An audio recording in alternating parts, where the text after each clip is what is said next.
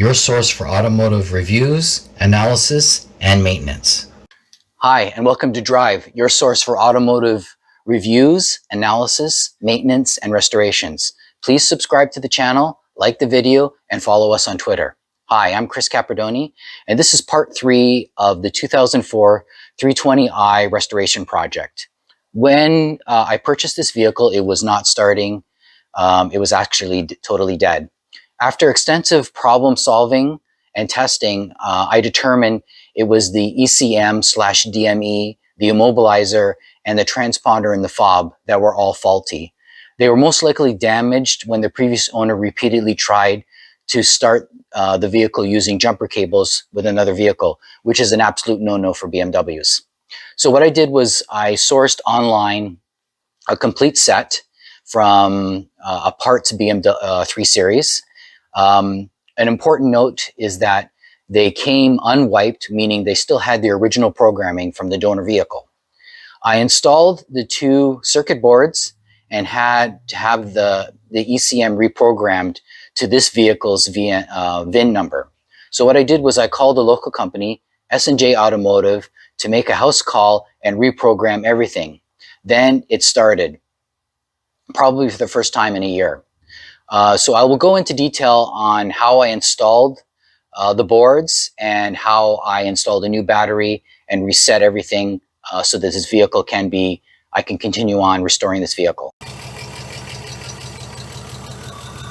So in order to get the 320 started, I determined that the ECM, or what other people call the DME, was faulty. It was burnt out. So what I did was I replaced it, and you can see there are 5 connectors on the top. When you reinstall it, start from the firewall and proceed closer to the engine leading with the last one, because they all need to click in properly, otherwise it won't register. Also, I needed to reprogram it, and also the immobilizer needed to be changed, and the key, I had to use the original blade, but then open it up, the new key, and take the transponder out and join the 2 in order to make this all work. Part of also getting this car to start again was replacing the immobilizer, which you're looking at. It's the light gray box with the green writing. It's just a simple plug, and it also, I don't know if you can see, but it underneath the steering column, it just mounts up there with 2 white nuts. So the process in order to make the key work, what I had to do was, since the original key works with the cylinder lock on the steering column, I took the original blade and then opened up the fob, inserted the new board from the new fob, and epoxied them together so that I would be able to get the transponder to work with the new ECM, as well as have the key work in the ignition so that I could start the vehicle. So after I was able to sort out the ECM and get the fob to work, I was able to gain access to the trunk area and replace the dead battery. Once BMW batteries go dead, it's advisable not to use them again. And this one was probably dead for about a year. So what you're looking at now is the new installed battery. What I did was I removed the bolts to take the top bracket off, disconnect the positive, which is the red, then disconnect the negative, which is the black, and pull out the old battery, and then do in reverse to install the new battery.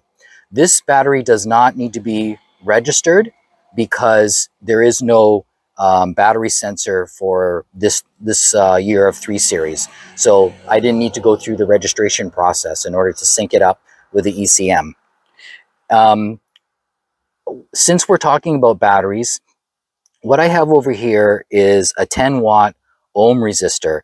And one way, since I didn't have to wipe any codes because I had the ECM reprogrammed, but for a quick and efficient way to wipe all codes from your ECM is to use one of these resistors. And what you do is you disconnect the positive and the negative, and what I've seen online, a lot of people say you need to touch them.